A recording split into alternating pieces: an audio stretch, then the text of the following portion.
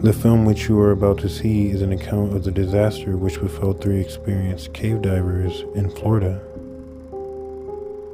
Originally from North Carolina, diving instructor Bryan Safford had been diving for the past 28 years and was usually quite comfortable diving in conditions that would leave an average man quite terrified, mainly dealing in horrible blacked out conditions or even directly in icy water.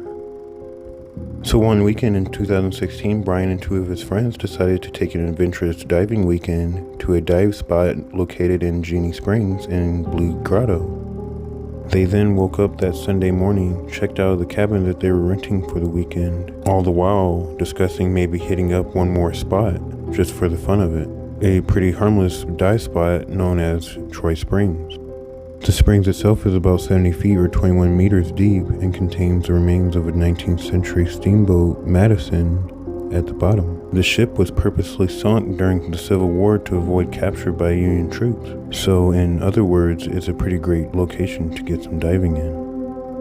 When the group arrived at Troy Springs, they walked down to the water to check out the visibility, and one of Bryan's friends took the opportunity to let the rest of them know that he had recently been here and made sure to let them know that there were several overhangs, no actual real system that they could go into.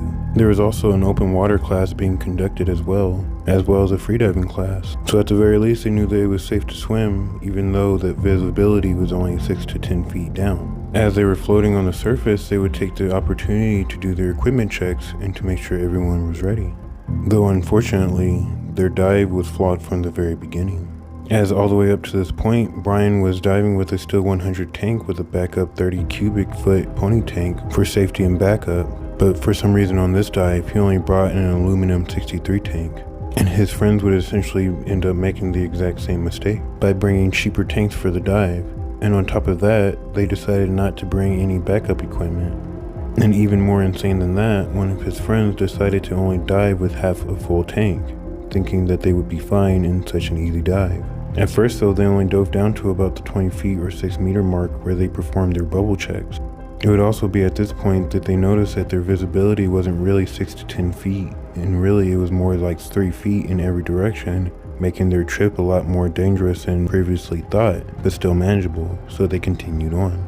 Then as they made it to about the 30-foot mark, Bryan and one of the other divers signaled okay to each other, but unfortunately both noticed that they couldn't find the third diver.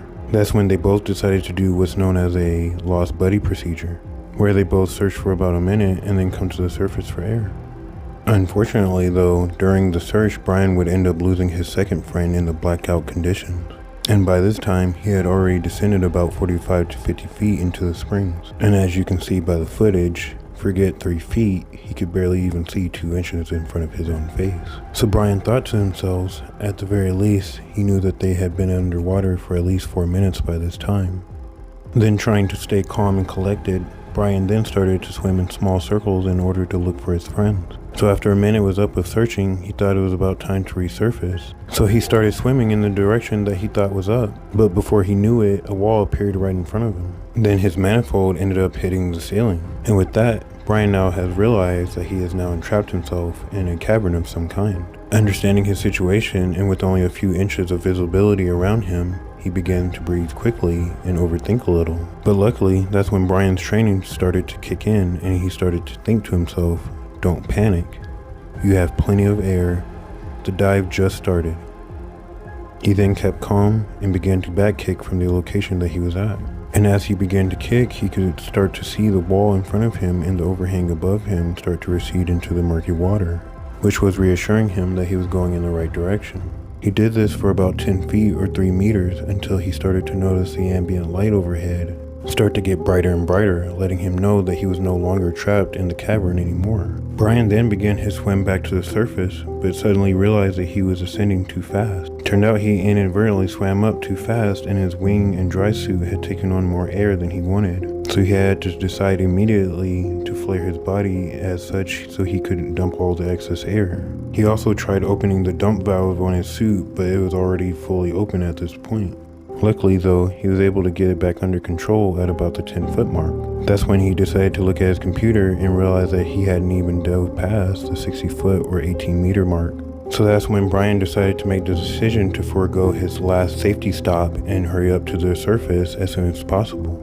Unfortunately for them, by the time he already resurfaced, both of his friends were already waiting for him. And if anything, Bryan learned that day never to lose himself in complacency when you are about to dive inside the earth again. Let this story be a cautionary tale to anyone who ever wants to dive inside of the earth anytime soon. And once again, thank you for watching. Remember to hit the like and subscribe button and turn on the notification bell for more content in the future. Goodbye for now.